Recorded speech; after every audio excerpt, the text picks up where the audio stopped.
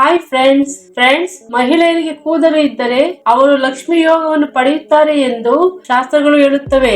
ಇಂದು ಈ ವಿಡಿಯೋದಲ್ಲಿ ಕೆಲವು ಚಿಹ್ನೆಗಳ ಬಗ್ಗೆ ಮತ್ತು ಅವು ಮಹಿಳೆಯರ ಅದೃಷ್ಟವನ್ನು ಹೇಗೆ ಸೂಚಿಸುತ್ತವೆ ಎಂಬುದರ ಬಗ್ಗೆ ತಿಳಿದುಕೊಳ್ಳೋಣ. ಫ್ರೆಂಡ್ಸ್, ಹಿಂದೂ ಧರ್ಮದಲ್ಲಿ ಮಹಿಳೆಯನ್ನು ಮನೆಯ ಲಕ್ಷ್ಮಿ ಎಂದು ಕರೆಯುತ್ತಿದ್ದರು. ಎಲ್ಲರೂ ಲಕ್ಷ್ಮೀ ದೇವಿಯನ್ನು ಪೂಜಿಸುತ್ತಾರೆ. ಅದೇ ರೀತಿ ಮನೆಯಲ್ಲಿ ಒಂದು ಹೆಣ್ಣು ಮಗು ಜನಿಸಿದರೆ ಲಕ್ಷ್ಮೀ ದೇವಿಯು ಮನೆಗೆ ಬಂದಿದ್ದಾಳೆ ಎಂದು ಅವರು ಸಂತೋಷ ಪಡುತ್ತಾರೆ. ಒಂದು ಹೆಣ್ಣು ಮಗಳು ಬೆಳೆದು ಮದುವೆಯಾಗಿ ತನ್ನ ಅತ್ತೆಯ ಮನೆಗೆ ಮೊದಲ ಬಾರಿಗೆ ಕಾಲಿಟ್ಟಾಗ ಎಲ್ಲರೂ ಲಕ್ಷ್ಮೀ ದೇವಿಯು ನಿಮ್ಮ ಮನೆಗೆ ಬಂದಿದ್ದಾಳೆ ಎಂದು ಹೇಳುತ್ತಾರೆ. ಪುರಾಣಗಳು ಸಹ ಮಹಿಳೆಯನ್ನು ಲಕ್ಷ್ಮೀ ದೇವಿಯ ಸಾಕಾರವೆಂದು ಹೇಳುತ್ತವೆ. ಸಾಮುದ್ರಿಕ ಶಾಸ್ತ್ರದಲ್ಲಿ ಅದೃಷ್ಟಶಾಲಿ ಮಹಿಳೆಯರಿಗೆ ಕೆಲವು ವಿಶೇಷ ನಿಯಮಗಳನ್ನು ಹೇಳಲಾಗಿದೆ. ಈ ಜಗತ್ತಿನಲ್ಲಿ ಮಹಿಳೆಯರಿಗೆ ಬಹಳಷ್ಟು ಪ್ರಾಮುಖ್ಯತೆ ಇದೆ, ಏಕೆಂದರೆ ಅವಳು ಹೊಸ ಜೀವನದ ಮೂಲವಾಗುತ್ತಾಳೆ. ಮಹಿಳೆಯರಿಗೆ ಗೌರವವನ್ನು ನೀಡುವ ಮನೆಯಲ್ಲಿ ಲಕ್ಷ್ಮೀ ದೇವಿ ವಾಸಿಸುತ್ತಾಳೆ. ಮಹಿಳೆಯರ ಕೆಲವು ಚಿಹ್ನೆಗಳ ಬಗ್ಗೆ ತಿಳಿದುಕೊಳ್ಳೋಣ. ಫ್ರೆಂಡ್ಸ್, ಹೊಳೆಯುವ ಉಗುರುಗಳ ಅರ್ಥವೇನು? ಕೆಲವು ಮಹಿಳೆಯರ ಉಗುರುಗಳು ತುಂಬಾ ಸುಂದರವಾಗಿ ಹೊಳೆಯುತ್ತವೆ. ತಿಳಿ ಗುಲಾಬಿ ಬಣ್ಣದ ಹೊಳೆಯುವ ಉಗುರುಗಳನ್ನು ಹೊಂದಿರುವ ಮಹಿಳೆ ಯಾವಾಗಲೂ ತನ್ನ ಕುಟುಂಬ ಮತ್ತು ಮಕ್ಕಳನ್ನು ನೋಡಿಕೊಳ್ಳುತ್ತಾಳೆ. ಅವಳಿಗೆ ಒಳ್ಳೆಯ ಇತಿಹಾಸವಿದೆ. ಅವಳು ತನ್ನ ಕೆಲಸವನ್ನು ಪೂರ್ಣ ಉತ್ಸಾಹದಿಂದ ಮಾಡುತ್ತಾಳೆ. ಮಧ್ಯದ ಕಾಲ್ಬೆರಳು ಉದ್ದವಾಗಿರುವ ಯಾವುದೇ ಮಹಿಳೆ ದುರದೃಷ್ಟವಂತಳಾಗುತ್ತಾಳೆ. ಅಂತಹ ಮಹಿಳೆಯನ್ನು ಮದುವೆಯಾಗುವ ಮೊದಲು ನೀವು ಎಚ್ಚರಿಕೆಯಿಂದ ಯೋಚಿಸಬೇಕು. ಉದ್ದವಾದ ಮೂಗು ಹೊಂದಿರುವ ಮಹಿಳೆಯರು ಯಾವುದೇ ಸಮಸ್ಯೆಯನ್ನು ಶಾಂತಿಯುತವಾಗಿ ಪರಿಹರಿಸುವ ಬುದ್ಧಿವಂತಿಕೆಯನ್ನು ಹೊಂದಿರುತ್ತಾರೆ. ಆ ಮಹಿಳೆಯರು ಬಹಳಷ್ಟು ಖರ್ಚು ಮಾಡಲು ಇಷ್ಟಪಡುತ್ತಾರೆ, ಆದರೆ ಅವರು ಖರ್ಚು ಮಾಡುವ ಹಣ ಎಂದಿಗೂ ವ್ಯರ್ಥವಾಗುವುದಿಲ್ಲ. ಬೆರಳುಗಳು ಉದ್ದವಾಗಿರುವ ಮಹಿಳೆಯರು ಓದುವುದಕ್ಕಿಂತ ಬರೆಯುವುದನ್ನು ಹೆಚ್ಚು ಇಷ್ಟಪಡುತ್ತಾರೆ. ಅವಳು ಹಣವನ್ನು ಬಹಳ ಮಿತವಾಗಿ ಬಳಸುತ್ತಾಳೆ. ಅವಳ ಕುಟುಂಬವು ತುಂಬಾ ಸಂತೋಷವಾಗಿರುತ್ತದೆ. ಮಹಿಳೆಯ ಪಾದಗಳು ಗುಲಾಬಿ ಬಣ್ಣದಾಗಿದ್ದರೆ ಮೃದುವಾದ ಬಣ್ಣದಲ್ಲಿರುವ ಆ ಮಹಿಳೆ ತನ್ನ ಗಂಡನನ್ನು ತುಂಬಾ ಸಂತೋಷದಿಂದ ನೋಡಿಕೊಳ್ಳುತ್ತಾಳೆ. ಯಾವುದೇ ಪುರುಷನು ಅಂತಹ ಮಹಿಳೆಯನ್ನು ಮದುವೆಯಾದರೆ ಅವನು ಯಾವಾಗಲೂ ತುಂಬಾ ಸಂತೋಷವಾಗಿರುತ್ತಾನೆ. ತನ್ನ ಹೆಂಡತಿಯಿಂದಾಗಿ ಅವನಿಗೆ ಎಂದಿಗೂ ನೋವು ಉಂಟಾಗುವುದಿಲ್ಲ. ಸಾಮುದ್ರಿಕ ಶಾಸ್ತ್ರದ ಪ್ರಕಾರ ಮಹಿಳೆಯರ ಅಡಿಭಾಗದಲ್ಲಿ ಅನೇಕ ರಹಸ್ಯಗಳನ್ನು ಬರೆಯಲಾಗುತ್ತದೆ. ಅಡಿಭಾಗದಲ್ಲಿ ತ್ರಿಕೋನ ಗುರುತುಗಳನ್ನು ಹೊಂದಿರುವ ಮಹಿಳೆ ತುಂಬಾ ಶುದ್ಧ ಮತ್ತು ಬುದ್ಧಿವಂತಳಾಗಿರುತ್ತಾಳೆ. ಅವಳು ಯಾವುದೇ ಕೆಲಸವನ್ನು ಬಹಳ ಸುಲಭವಾಗಿ ಮತ್ತು ಸಂತೋಷದಿಂದ ಮಾಡುತ್ತಾಳೆ. ಅಂತಹ ಮಹಿಳೆಯರನ್ನು ಮದುವೆಯಾಗುವ ಪುರುಷರು ತಮ್ಮ ಜೀವನದಲ್ಲಿ ಎಂದಿಗೂ ನಿರಾಶೆಗೊಳ್ಳಲಾರರು. ತಮ್ಮನ್ನು ಅರ್ಥ ಮಾಡಿಕೊಳ್ಳುವ ಹೆಂಡತಿಯನ್ನು ಕಂಡುಕೊಂಡಿದ್ದಕ್ಕೆ ಅವರು ತುಂಬಾ ಸಂತೋಷ ಪಡುತ್ತಾರೆ. ಅವಳು ತನ್ನ ಗಂಡನಿಗೆ ಪ್ರತಿಯೊಂದು ಕೆಲಸದಲ್ಲೂ ಸಹಾಯ ಮಾಡುತ್ತಾಳೆ. ಪಾದಗಳಲ್ಲಿ ತ್ರಿಕೋನಗಳನ್ನು ಹೊಂದಿರುವ ಯಾವುದೇ ಮಹಿಳೆಯನ್ನು ಅದೃಷ್ಟಶಾಲಿ ಎಂದು ಕರೆಯಲಾಗುತ್ತದೆ. ಅನೇಕ ಜನರು ದೊಡ್ಡ ಕಣ್ಣುಗಳನ್ನು ಹೊಂದಿರುವ ಮಹಿಳೆಯನ್ನು ಇಷ್ಟಪಡುತ್ತಾರೆ ಮತ್ತು ಅವರನ್ನು ನೋಡುವ ಅನೇಕ ಜನರು ಅವರನ್ನು ಇಷ್ಟಪಡುತ್ತಾರೆ. ದೊಡ್ಡ ಕಣ್ಣುಗಳನ್ನು ಹೊಂದಿರುವ ಮಹಿಳೆಯು ಯಾವಾಗಲೂ ತಮ್ಮ ಜೀವನದಲ್ಲಿ ಪ್ರೀತಿ ಮತ್ತು ಸಂತೋಷವನ್ನು ಹೊಂದಿರುತ್ತಾರೆ. ಅವರ ಜೀವನದಲ್ಲಿ ಯಾವುದೇ ಕೊರತೆಯೂ ಇರುವುದಿಲ್ಲ. ಅಂತಹ ಮಹಿಳೆಯರಿಂದ ಪುರುಷರ ಜೀವನವು ಪ್ರೀತಿಯಿಂದ ತುಂಬಿರುತ್ತದೆ. ಸುಂದರವಾದ ಮತ್ತು ಉದ್ದನೆಯ ಕೂದಲನ್ನು ಹೊಂದಿರುವ ಯಾವುದೇ ಮಹಿಳೆಯನ್ನು ಮಹಾಲಕ್ಷ್ಮಿಯ ಸಾಕಾರ ಎಂದು ಕರೆಯುತ್ತಾರೆ. ಅಂತಹ ಮಹಿಳೆಯರು ವಿವಾಹಿತರಾಗಿದ್ದರೆ ಅವಳು ಅದೃಷ್ಟಶಾಲಿ ಮಹಿಳೆಯಾಗುತ್ತಾಳೆ. ಅವಳು ಮನೆಗೆ ಅದೃಷ್ಟವನ್ನು ತರುತ್ತಾಳೆ. ಆ ಕುಟುಂಬ ಯಾವಾಗಲೂ ಸಂಪತ್ತಿನಿಂದ ತುಂಬಿರುತ್ತದೆ. ಸಾಮುದ್ರಿಕ ಶಾಸ್ತ್ರದಲ್ಲಿ ಕೂದಲಿನ ಬಗ್ಗೆ ಅನೇಕ ವಿಷಯಗಳನ್ನು ಹೇಳಲಾಗಿದೆ. ಮಹಿಳೆಯರ ಮುಖದ ಮೇಲೆ ಕೂದಲು ಇರುತ್ತದೆ, ಅಂದರೆ ಮೂಗಿನ ಕೆಳಗೆ. ಪುರುಷರ ಭಾಷೆಯಲ್ಲಿ ಅದನ್ನು ಮೀಸೆ ಎಂದು ಕರೆಯಲಾಗುತ್ತದೆ. ಮಹಿಳೆಯರ ತುಟಿಗಳ ಮೇಲ್ಭಾಗದಲ್ಲಿ ಕೂದಲು ಇದ್ದರೆ ಅವರ ಸ್ವಭಾವವೇನು? ಅವರು ಒಳ್ಳೆಯವರೇ ಅಥವಾ ಕೆಟ್ಟವರೇ? ಅವರಿಗೆ ಹಣ ಸಿಗುತ್ತದೆಯೋ ಇಲ್ಲವೋ ಎಂಬುದರ ಬಗ್ಗೆ ಶಾಸ್ತ್ರಗಳಲ್ಲಿಯೂ ಒಂದು ವಿಷಯವಿದೆ. ಒಬ್ಬ ಮಹಿಳೆಯ ಮುಖದಲ್ಲಿ ಮೀಸೆ ಇದ್ದರೆ ಮತ್ತು ಅವಳ ಕೂದಲು ಸ್ಪಷ್ಟವಾಗಿ ಗೋಚರಿಸುತ್ತಿದ್ದರೆ ಅವಳು ಯಾವಾಗಲೂ ತುಂಬಾ ಕೋಪಗೊಳ್ಳುತ್ತಾಳೆ. ಅವಳು ಯಾವಾಗಲೂ ತನ್ನ ಗಂಡನನ್ನು ಮಾತಿನಿಂದ ನೋಯಿಸುತ್ತಾಳೆ. ತನ್ನ ಗಂಡ ತನ್ನ ಮಾತುಗಳನ್ನು ಕೇಳುವಂತೆ ಮಾಡಲು ಅವಳು ಪ್ರಯತ್ನಿಸುತ್ತಾಳೆ. ಕೆಲವೊಮ್ಮೆ ಅವಳ ಸ್ವಭಾವವು ತುಂಬಾ ಕ್ರೂರಿಯಾಗಿರುತ್ತದೆ. ಅಂತಹ ಮಹಿಳೆಯರು ತಮ್ಮ ಇಡೀ ಕುಟುಂಬವನ್ನು ತಮ್ಮ ಕೈಯಲ್ಲಿ ತೆಗೆದುಕೊಂಡು ಅವರ ಮಾತುಗಳನ್ನು ಅನುಸರಿಸಬೇಕು ಎಂದು ಭಾವಿಸುತ್ತಾರೆ. ಅವರು ತಮ್ಮ ಮಾತುಗಳನ್ನು ಕೇಳದಿದ್ದರೆ ಅವರು ಕೋಪಗೊಳ್ಳುತ್ತಾರೆ. ಅಂತಹ ಮಹಿಳೆಯರು ಇಡೀ ಕುಟುಂಬವನ್ನು ನಾಶ ಮಾಡುತ್ತಾರೆ.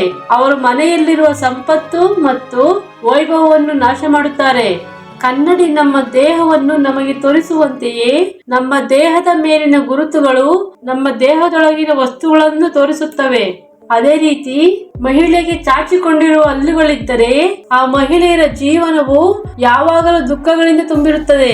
ಪಾದಗಳು ಬಿರುಕು ಬಿಟ್ಟ ಮತ್ತು ಕಿರಿಕಿರಿ ಉಂಟು ಮಾಡುವ ಅಂತಹ ಮಹಿಳೆಯರ ಮನೆಗೆ ಲಕ್ಷ್ಮೀ ದೇವಿ ಹೋಗುವುದಿಲ್ಲ. ಲಕ್ಷ್ಮೀ ದೇವಿಯು ಅಂತಹ ಮಹಿಳೆಯರನ್ನು ಬಿಟ್ಟು ಹೋಗುತ್ತಾಳೆ. ಅಂತಹ ಮಹಿಳೆಯರನ್ನು ಸಹ ಅಶುಭವೆಂದು ಪರಿಗಣಿಸಲಾಗುತ್ತದೆ. ಅನೇಕ ಜ್ಯೋತಿಷಿಗಳು ಅವರ ಮುಖಗಳನ್ನು ನೋಡುವ ಮೂಲಕ ಎಲ್ಲವನ್ನು ಹೇಳುತ್ತಾರೆ. ಸಾಮುದ್ರಿಕ ಶಾಸ್ತ್ರದ ಪ್ರಕಾರ 2 ಹಲ್ಲುಗಳ ನಡುವೆ ಅಂತರವಿದ್ದಾಗ ಆ ವ್ಯಕ್ತಿಯ ಹೆಂಡತಿ ಹೇಗಿರುತ್ತಾಳೆ? ಇದನ್ನು ಸಾಮುದ್ರಿಕ ಶಾಸ್ತ್ರದಲ್ಲಿ ನಿರ್ದಿಷ್ಟವಾಗಿ ಉಲ್ಲೇಖಿಸಲಾಗಿದೆ. ಇದನ್ನು ತಿಳಿದ ನಂತರ ನಿಮ್ಮ ಹಲ್ಲುಗಳ ನಡುವೆ ಅಂತರವಿರುವುದು ಒಳ್ಳೆಯದು ಎಂದು ನೀವು ಭಾವಿಸುವಿರಿ. ಸಾಮುದ್ರಿಕ ಶಾಸ್ತ್ರದ ಪ್ರಕಾರ 2 ಹಲ್ಲುಗಳ ನಡುವೆ ಅಂತರವಿದ್ದರೆ ಅವರು ಜೀವನದಲ್ಲಿ ಶ್ರೀಮಂತರಾಗುತ್ತಾರೆ. ಅವರು ಭವಿಷ್ಯದಲ್ಲಿ ಉನ್ನತ ಎತ್ತರವನ್ನು ತಲುಪುತ್ತಾರೆ. ಅವರು ಪ್ರತಿಯೊಂದು ಕೆಲಸದಲ್ಲೂ ಯಶಸ್ಸನ್ನು ಸಾಧಿಸುತ್ತಾರೆ. ತಮ್ಮ 2 ಹಲ್ಲುಗಳ ನಡುವೆ ದೊಡ್ಡ ಅಂತರವಿರುವ ಮಹಿಳೆಯರು ತುಂಬಾ ಬುದ್ಧಿವಂತರು ಎಂದು ಹೇಳಲಾಗುತ್ತದೆ. ಯಾವುದೇ ಸಮಸ್ಯೆಗಳನ್ನು ಎದುರಿಸದೆ ತಮ್ಮ ಜೀವನವನ್ನು ತುಂಬಾ ಸಂತೋಷದಿಂದ ನಡೆಸಬೇಕು ಎಂದು ಅವರು ಭಾವಿಸುತ್ತಾರೆ. ಕಾಲಕ್ಕೆ ಅನುಗುಣವಾಗಿ ಅವರು ಮುಂದುವರಿಯುತ್ತಾರೆ. ಈ 2 ಹಲ್ಲುಗಳ ನಡುವೆ ಅಂತರವಿರುವ ವ್ಯಕ್ತಿಯನ್ನು ಯಾರು ಮದುವೆಯಾಗುತ್ತಾರೋ ಅವರ ಜೀವನವು ಸಂತೋಷವಾಗಿರುತ್ತದೆ. ಅವರ ಅದೃಷ್ಟದಿಂದಾಗಿ ಅವರ ಗಂಡನ ಜೀವನವು ಬದಲಾಗುತ್ತದೆ. ಅವರನ್ನು ಜನರ ನಿಧಿ ಎಂದು ಸಹ ಕರೆಯುತ್ತಾರೆ. ಅವರು ಎಷ್ಟೇ ಕೆಲಸ ಮಾಡಿದರೂ ಅವರ ಶಕ್ತಿ ಎಂದಿಗೂ ಕಡಿಮೆಯಾಗುವುದಿಲ್ಲ. ಅವರು ಅಡುಗೆ ಮಾಡುವುದಕ್ಕಿಂತ ಹೆಚ್ಚಾಗಿ ತಿನ್ನಲು ಇಷ್ಟಪಡುತ್ತಾರೆ. ಆದ್ದರಿಂದ ಅವರಿಗೆ ಯಾವುದೇ ಸಮಸ್ಯೆಗಳಿಲ್ಲ. ಅವರು ತಮ್ಮ ಕುಟುಂಬದೊಂದಿಗೆ ಅಥವಾ ಅವರ ಸುತ್ತಮುತ್ತಲಿನವರೊಂದಿಗೆ ಉತ್ತಮ ಸಂಬಂಧವನ್ನು ಹೊಂದಿರುತ್ತಾರೆ. ಫ್ರೆಂಡ್ಸ್, ಜೀವನದಲ್ಲಿ ಒಬ್ಬ ವ್ಯಕ್ತಿಯು ಮಾಡಬಾರದ 50 ತಪ್ಪುಗಳು ಇವು. ನೀವು ಈ ತಪ್ಪುಗಳನ್ನು ತಿಳಿಯದೆ ಮಾಡಿದರೆ ನೀವು ಬಡವರಾಗುತ್ತೀರಿ. ಲಕ್ಷ್ಮೀ ದೇವಿಯ ಆಶೀರ್ವಾದ ಕಡಿಮೆಯಾಗುತ್ತದೆ ಮತ್ತು ನೀವು ಕಷ್ಟಗಳನ್ನು ಎದುರಿಸುತ್ತೀರಿ. ನಿಮ್ಮ ಕೈಯಲ್ಲಿರುವ ಎಲ್ಲ ಹಣವು ಖಾಲಿಯಾಗುತ್ತದೆ. ನೀವು ಸಾಲಕ್ಕೆ ಸಿಲುಕಿಕೊಳ್ಳುತ್ತೀರಾ. ನೀವು ಮಾಡುವ ಈ ತಪ್ಪುಗಳು ಹಣದ ಸಮಸ್ಯೆಯನ್ನು ತರುತ್ತದೆ. ಸೊ ಫ್ರೆಂಡ್ಸ್, ಈ ವಿಡಿಯೋ ತುಂಬಾ ಇಂಟ್ರೆಸ್ಟಿಂಗ್ ಆಗಿದೆ. ಎಲ್ಲಿಯೂ ಸ್ಕಿಪ್ ಮಾಡದೆ ಪೂರ್ತಿಯಾಗಿ ನೋಡಿ. ಹಾಗೆಯೇ ಇದೇ ಮೊದಲ ಬಾರಿಗೆ ನಮ್ಮ ಚಾನಲ್ಗೆ ಭೇಟಿ ನೀಡಿದ್ದರೆ ಈ ವಿಡಿಯೋಗೊಂದು ಲೈಕ್ ನೀಡಿ ನಮ್ಮ ಚಾನೆಲ್ ಅನ್ನು ಸಬ್ಸ್ಕ್ರೈಬ್ ಮಾಡಿಕೊಳ್ಳಿ. ನಂಬರ್ 1, ಬೆಳಗ್ಗೆ 7 ಗಂಟೆಯವರೆಗೆ ಮಲಗಬಾರದು. ನಂಬರ್ 2, ನೀವು ಎದ್ದ ತಕ್ಷಣ ನಿಮ್ಮ ಕಂಬಳಿಯನ್ನು ಅಲ್ಲಾಡಿಸಿ ಮಡಿಸಬೇಕು. ಇಲ್ಲದಿದ್ದರೆ ಬಡತನದ ದೇವತೆ ಅಲ್ಲಿ ಆಸನವಾಗಿ ಕುಳಿತುಕೊಳ್ಳುತ್ತಾಳೆ. ನಂಬರ್ 3, ನಿಮ್ಮ ಮನೆಯಲ್ಲಿ ಚೊಂಬು ಅಥವಾ ಹಣೆ ಇಲ್ಲದೆ ದೇವಿಯನ್ನು ಪೂಜಿಸಬಾರದು. ಅಲ್ಲದೆ ನೀವು ಕೂದಲನ್ನು ಕೆದರಿಕೊಂಡು ಪೂಜಿಸಬಾರದು. ನಂಬರ್ 4, ನೀವು ಸ್ನಾನ ಮಾಡಿದ ನಂತರ ಶುದ್ಧವಾದ ಬಟ್ಟೆಗಳನ್ನು ಧರಿಸಬೇಕು. ಬಟ್ಟೆಗಳಲ್ಲಿ ನೆನೆಸಿದ ನಿಮ್ಮ ಪಾದಗಳ ಮೇಲೆ ನೀರನ್ನು ಸುರಿಯಬಾರದು. ಏಕೆಂದರೆ ಆ ನೀರಿನಲ್ಲಿ ಜ್ಯೇಷ್ಠ ದೇವಿ ಇದ್ದಾಳೆ. ನೀವು ಆ ನೀರನ್ನು ನಿಮ್ಮ ಪಾದಗಳ ಮೇಲೆ ಸುರಿದರೆ ಜ್ಯೇಷ್ಠಾದೇವಿ ನಿಮ್ಮ ಪಾದಗಳ ಮೂಲಕ ನಿಮ್ಮ ಮನೆಗೆ ಬರುತ್ತಾಳೆ. ನಂಬರ್ 5, ಮನೆಯನ್ನು ಗುಡಿಸಿದಂತಹ ಪೊರಕೆಯನ್ನು ನಿಂತಲ್ಲಿ ಬಿಡಬಾರದು. ಅದನ್ನು ನಿಂತಲ್ಲಿ ಬಿಟ್ಟರೆ ಅದು ಮನೆಯಲ್ಲಿ ಅನಾರೋಗ್ಯವನ್ನು ಉಂಟು ಮಾಡುತ್ತದೆ. ನಿಂತಿರುವುದು ಎಂದರೆ ಪೊರಕೆಯ ತುದಿ ಮೇಲಕ್ಕೆ ತೋರಿಸುವ ರೀತಿಯಲ್ಲಿ ಇಡಬಾರದು. ನಂಬರ್ 6, ಅಡುಗೆ ಮನೆಯಲ್ಲಿ ಬಳಸುವ ಮಸಿ ಬಟ್ಟೆಗಳನ್ನು ಸಂಜೆ 6 ಗಂಟೆಯ ನಂತರ ತೊಳೆಯಬಾರದು. ಇವುಗಳನ್ನು ಹಗಲಿನಲ್ಲಿ ಮಾತ್ರ ತೊಳೆದು ಬಿಸಿಲಿನಲ್ಲಿ ಒಣಗಿಸಬೇಕು. ನಂಬರ್ 7, ಸಂಜೆಯ ಸಮಯದಲ್ಲಿ ಮಲಗಬಾರದು. ನಂಬರ್ 8, ಯಾವುದೇ ಜಗಳಗಳು ಇರಬಾರದು. ಸಂಜೆಯ ಸಮಯದಲ್ಲಿ ಪೂಜೆಯನ್ನು ಮಾಡಿದರೆ ಅದು ಉತ್ತಮ ಫಲಿತಾಂಶಗಳನ್ನು ನೀಡುತ್ತದೆ. ನಂಬರ್ 9, ಪೂಜಾ ಕೋಣೆಯಲ್ಲಿ ಒಂದೇ ರೂಪದ 2 ವಿಗ್ರಹಗಳು ಇರಬಾರದು. ನಂಬರ್ 10, ನೀವು ಭೇಟಿ ನೀಡುವ ಪ್ರತಿಯೊಂದು ದೇವಾಲಯದಿಂದ ವಿಗ್ರಹಗಳನ್ನು ತಂದು ಮನೆಯಲ್ಲಿ ತುಂಬಿಸಬೇಡಿ. ನಿಮ್ಮ ಹಿರಿಯರಿಂದ ಬಂದ ಸಂಪ್ರದಾಯಗಳನ್ನು ತ್ಯಜಿಸಬೇಡಿ. ನಂಬರ್ 11, 2 ದೀಪಗಳನ್ನು ಬೆಳಗಿಸಬೇಕು. ನಂಬರ್ 12, ದೈನಂದಿನ ಪೂಜೆಗೆ ಬಳಸುವ ಎಣ್ಣೆಯನ್ನು ಮಾರುಕಟ್ಟೆಯಿಂದ ತರಬೇಡಿ. ನಿಮ್ಮ ಬಳಿ ಎಳ್ಳೆಣ್ಣೆ ಇಲ್ಲದಿದ್ದರೆ ಕ್ಯಾಸ್ಟ್ರಾಲ್ ಆಯಿಲ್ ಅಥವಾ ತೆಂಗಿನ ಎಣ್ಣೆಯನ್ನು ತನ್ನಿ. ಆದರೆ ಕಲಬೆರಕೆ ಎಣ್ಣೆಯನ್ನು ಬಳಸಬೇಡಿ. ನಂಬರ್ 13, ಪೂಜೆಯ ಸಮಯದಲ್ಲಿ ಮಾಡಿದ ನೈವೇದ್ಯವನ್ನು ಯಾವುದೇ ಸಂದರ್ಭದಲ್ಲೂ ಎಸೆಯಬಾರದು, ಅದನ್ನು ಖಂಡಿತವಾಗಿಯೂ ತಿನ್ನಬೇಕು. ನಂಬರ್ 14, ಸಂಜೆ 6 ಗಂಟೆಯ ನಂತರ ಮನೆಗೆ ಉಪ್ಪು, ಎಣ್ಣೆ, ಕೋಳಿ ಮೊಟ್ಟೆಗಳನ್ನು ತರಬೇಡಿ. ಅವು ಶನಿಯ ಸ್ಥಳಗಳು. ಸಂಜೆ 6 ಗಂಟೆಯ ನಂತರ ನೀವು ಅವುಗಳನ್ನು ಮನೆಗೆ ತಂದರೆ ಅದು ನಿಮ್ಮೊಂದಿಗೆ ಶನಿಯನ್ನು ತಂದಂತೆ. ನಂಬರ್ 15, ನಿಮ್ಮ ಮನೆಯಿಂದ ಯಾರಿಗೂ ಮೊಸರು, ಉಪ್ಪಿನಕಾಯಿ, ಮೆಣಸಿನ ಪುಡಿಯನ್ನು ನೀಡಬೇಡಿ. ವಿಶೇಷವಾಗಿ ಶುಕ್ರವಾರ ಮತ್ತು ಮಂಗಳವಾರ ಇವುಗಳನ್ನು ಯಾರಿಗೂ ನೀಡಬೇಡಿ, ಏಕೆಂದರೆ ಅವು ಲಕ್ಷ್ಮಿಯ ಸ್ಥಳಗಳಾಗಿವೆ. ನಂಬರ್ 16, ಶನಿವಾರದಂದು ಚಪ್ಪಲಿಗಳು, ಛತ್ರಿಗಳು, ಮೊಟ್ಟೆಗಳು, ಎಣ್ಣೆ, ಮಾಂಸವನ್ನು ಮನೆಗೆ ತರಬಾರದು. ನಂಬರ್ 17, ಜಾತಕದಲ್ಲಿ ಕುಜದೋಷ ಇರುವವರು, ವ್ಯವಹಾರದಲ್ಲಿ ಜಗಳಗಳು ಮತ್ತು ಸಮಸ್ಯೆಗಳಿರುವವರು ಮಂಗಳವಾರ ಮೊಟ್ಟೆಗಳನ್ನು ತಿನ್ನಬಾರದು. ನಂಬರ್ 18, ಶನಿವಾರದಂದು ಕಪ್ಪು ಬಟ್ಟೆಗಳನ್ನು ಮನೆಗೆ ತರಬೇಡಿ. ಶನಿವಾರ ಯಾರಾದರೂ ನಿಮಗೆ ಕಬ್ಬಿಣದ ವಸ್ತುಗಳು, ಕಪ್ಪು ಮತ್ತು ನೀಲಿ ಬಟ್ಟೆಗಳು, ಛತ್ರಿಗಳು, ಚಪ್ಪಲಿಗಳನ್ನು ಉಡುಗೊರೆಯಾಗಿ ನೀಡಿದರೆ ಅವುಗಳನ್ನು ಸ್ವೀಕರಿಸಬೇಡಿ. ನಂಬರ್ 19, ಧೂಳು ಮತ್ತು ಕೊಳಕು ಇಲ್ಲದಂತೆ ಮನೆಯನ್ನು ಸ್ವಚ್ಛವಾಗಿಡಿ. ಪೂಜಾ ಕೋಣೆ ಯಾವಾಗಲೂ ಸ್ವಚ್ಛವಾಗಿರಬೇಕು. ಪೂಜಾ ಸ್ಥಳದಲ್ಲಿ ಕೂದಲು ಉದುರಿದರೆ ದೇವರುಗಳಿಗೆ ಆಹಾರ ಸಿಗುವುದಿಲ್ಲ ಎಂದು ಹಿರಿಯರು ಹೇಳುತ್ತಾರೆ. ನಂಬರ್ 20, ಸಂಜೆ 6 ಗಂಟೆಯ ನಂತರ ಗಿಡಗಳಿಂದ ಹೂಗಳನ್ನು ಕೀಳಬೇಡಿ, ಏಕೆಂದರೆ ಆ ಸಮಯದಲ್ಲಿ ಸಸ್ಯಗಳು ವಿಶ್ರಾಂತಿ ಪಡೆಯುತ್ತವೆ. ಆ ಸಮಯದಲ್ಲಿ ನೀವು ಹೂಗಳನ್ನು ಕಿತ್ತರೆ ಆ ಹೂವಿನ ಗಿಡಗಳು ನಿಮ್ಮನ್ನು ಶಪಿಸುತ್ತವೆ. ನಂಬರ್ 21, ಮನೆಯ ಮುಂದೆ ವಿಳೆದೆಲೆ ಮರವನ್ನು ಇಡಬೇಡಿ. ನಿಮಗೆ ತೋಟವಿದ್ದರೆ ತೋಟದಲ್ಲಿ ವಿಳೆದೆಲೆ ಮರವನ್ನು ಇಟ್ಟುಕೊಳ್ಳಿ. ವಿಳೆದೆಲೆ ಗೌರಮ್ಮನ ತಾಯಿಗೆ ಸಮಾನ. ನಂಬರ್ 22, ಉಗುರುಗಳಿಂದ ತುಳಸಿ ಮರದ ಎಲೆಗಳನ್ನು ಕೀಳಬೇಡಿ. ನಂಬರ್ 23, ಸೂರ್ಯಾಸ್ತದ ನಂತರ ತುಳಸಿ ಗಿಡಕ್ಕೆ ನೀರು ಹಾಕಬಾರದು.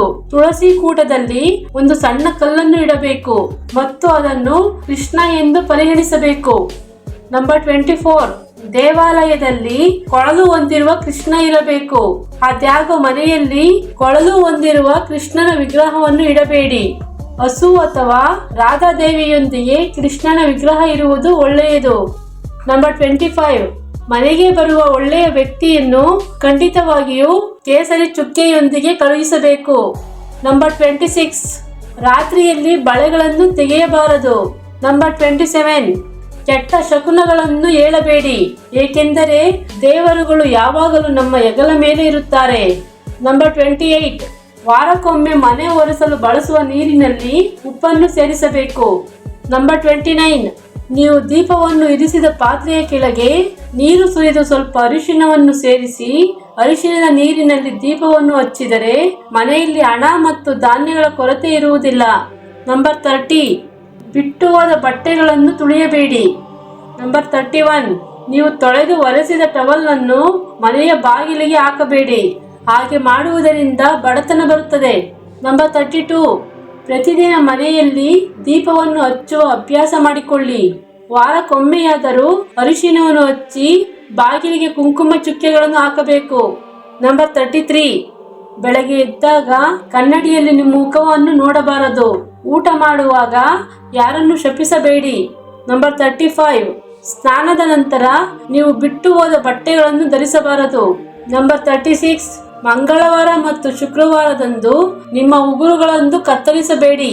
ನಂಬರ್ 37, ಯಾರಿಗೂ ಬೆಳ್ಳಿ ವಸ್ತುಗಳನ್ನು ಉಡುಗೊರೆಯಾಗಿ ನೀಡಬೇಡಿ. ಯಾರಾದರೂ ನಿಮಗೆ ಕೊಟ್ಟರೂ ಅವುಗಳನ್ನು ಸ್ವೀಕರಿಸಬೇಡಿ. ನಂಬರ್ 38, ಬಾಗಿಲಿನ ಮುಂದೆ ಚಪ್ಪಲಿಗಳು ಇರಬಾರದು. ಲಕ್ಷ್ಮೀ ದೇವಿಯು ನಮ್ಮ ಮನೆಗೆ ಬರುವುದರಿಂದ ಚಪ್ಪಲಿಗಳನ್ನು ಸ್ವಲ್ಪ ದೂರದಲ್ಲಿ ಇಡಬೇಕು. ಆ ಸಮಯದಲ್ಲಿ ನೀವು ಮನೆಯ ಮುಂದೆ ಚಪ್ಪಲಿಗಳನ್ನು ಬಿಟ್ಟರೆ ಲಕ್ಷ್ಮೀ ದೇವಿಯು ಕೋಪಗೊಳ್ಳುತ್ತಾಳೆ. ಅದಕ್ಕಾಗಿಯೇ ನೀವು ಬಾಗಿಲಿನ ಮುಂದೆ ಚಪ್ಪಲಿಗಳನ್ನು ಬಿಡಬಾರದು. ನಂಬರ್ 39, ಯಾರೋ ಕೊಟ್ಟ ಹಣವನ್ನು ನೀವು ಬೀರಲ್ಲಿ ಇಡಬಾರದು. ಮೊದಲು ಉಪ್ಪನ್ನು ಒಂದು ಪಾತ್ರೆಯಲ್ಲಿ ಹಾಕಿ ನಂತರ ಬೀರ್ನಲ್ಲಿ ಇಡಿ. ನಂಬರ್ 40, ನೀವು ನಿಮ್ಮ ಸಂಬಳವನ್ನು ಪಡೆದಾಗ ಶುಕ್ರವಾರ ಆ ಹಣದಿಂದ ಉಪ್ಪನ್ನು ಖರೀದಿಸಬೇಕು. ನೀವು ಹೀಗೆ ಮಾಡಿದರೆ ಹಣವು ಮನೆಯಲ್ಲಿಯೇ ಇರುತ್ತದೆ. ನಂಬರ್ 41, ರಾಹುಕಾಲದಲ್ಲಿ ಸ್ನಾನ ಮಾಡಬಾರದು ಅಥವಾ ತಿನ್ನಬಾರದು. ಅಮಾವಾಸ್ಯೆಯ ದಿನದಂದು ನಿಮ್ಮ ತಲೆಗೆ ಎಣ್ಣೆ ಹಚ್ಚಬಾರದು ಮತ್ತು ನೀವು ಖಂಡಿತವಾಗಿಯೂ ಸ್ನಾನ ಮಾಡಬಾರದು. ನಂಬರ್ 42, ನೀವು ಮನೆಯಲ್ಲಿ ನಿಂಬೆ ದೀಪವನ್ನು ಬೆಳಗಿಸಬಾರದು. ನೀವು ದೇವಾಲಯದಲ್ಲಿ ಮಾತ್ರ ನಿಂಬೆ ದೀಪವನ್ನು ಬೆಳಗಿಸಬೇಕು. ನಂಬರ್ 43, ಮಹಿಳೆಯರು ಶುಕ್ರವಾರ ಸ್ನಾನ ಮಾಡಬಾರದು. ನಂಬರ್ 44, ಮಹಿಳೆಯರು ತಮ್ಮ ಜನ್ಮಸ್ಥಳದಿಂದ ಕೆಲವು ವಸ್ತುಗಳನ್ನು ತಪ್ಪಾಗಿಯೂ ಸಹ ಅವರ ಮನೆಗೆ ತೆಗೆದುಕೊಂಡು ಹೋಗಬಾರದು. ನಂಬರ್ 45, ಸಾಸಿವೆ ಚಟ್ನಿ, ಕಹಿ ಪದಾರ್ಥಗಳು, ಪೂಜಾ ವಸ್ತುಗಳು, ಈ ರೀತಿಯ ಉಪ್ಪು ವಸ್ತುಗಳನ್ನು ನಮ್ಮ ಜನ್ಮಸ್ಥಳದಿಂದ ತರಬಾರದು. ಈ ರೀತಿ ತರುವ ಮೂಲಕ ನಾವು ನಮ್ಮ ಜನ್ಮಸ್ಥಳದಿಂದ ಲಕ್ಷ್ಮೀ ದೇವಿಯನ್ನು ನಮ್ಮ ಮನೆಗೆ ತಂದಂತೆ. ಆಗ ನಿಮ್ಮ ಜನ್ಮಸ್ಥಳದ ಸಂಪತ್ತು ಬೇಗನೆ ಕಡಿಮೆಯಾಗುತ್ತದೆ. ನಂಬರ್ 46, ಎಣ್ಣೆ ಮತ್ತು ಕನ್ನಡಿಯಂತಹ ವಸ್ತುಗಳನ್ನು ಒಬ್ಬರ ಮನೆಯಿಂದ ಇನ್ನೊಬ್ಬರು ತರಬಾರದು. ನಂಬರ್ 47, ಮನೆ ಗುಡಿಸಲು ಬಳಸುವ ಪೊರಕೆಯನ್ನು ಲಕ್ಷ್ಮೀ ದೇವಿಗೆ ಸಮಾನವೆಂದು ಪರಿಗಣಿಸಲಾಗುತ್ತದೆ. ಆದ್ದರಿಂದ ತವರು ಮನೆಯಿಂದ ಪೊರಕೆಯನ್ನು ತೆಗೆದುಕೊಂಡು ಹೋಗುವುದು ಅತ್ತೆ ಮಾವಂದಿರಿಗೆ ಬಡತನ ತರುತ್ತದೆ. ನಂಬರ್ 48, ಮನೆಯಿಂದ ಎಣ್ಣೆ ತರುವುದು ಅತ್ತೆ ಮಾವಂದಿರಿಗೆ ದುರದೃಷ್ಟ ತರುತ್ತದೆ. ನಂಬರ್ 49, ಬೆಂಕಿ ಕಡ್ಡಿಗಳನ್ನು ಒಬ್ಬರ ಮನೆಯಿಂದ ತೆಗೆದುಕೊಂಡು ಬರಬಾರದು. ನಂಬರ್ 50, ಚಾಕುಗಳು, ಕತ್ತರಿ, ಸೂಜಿಗಳು ಇತ್ಯಾದಿಗಳನ್ನು ಒಬ್ಬರ ಮನೆಯಿಂದ ತೆಗೆದುಕೊಂಡು ಬರಬಾರದು. ಹೀಗೆ ಮಾಡುವುದರಿಂದ ಎರಡು ಕುಟುಂಬಗಳ ನಡುವೆ ಸಂಘರ್ಷ ಉಂಟಾಗಬಹುದು. ಫ್ರೆಂಡ್ಸ್, ಈ ವಿಡಿಯೋ ನಿಮಗೆ ಇಷ್ಟವಾದರೆ ದಯವಿಟ್ಟು ಲೈಕ್ ಮಾಡಿ, ಶೇರ್ ಮಾಡಿ ಮತ್ತು ಸಬ್ಸ್ಕ್ರೈಬ್ ಮಾಡಿಕೊಳ್ಳುವುದನ್ನು ಮರೆಯಬೇಡಿ. ಧನ್ಯವಾದಗಳು.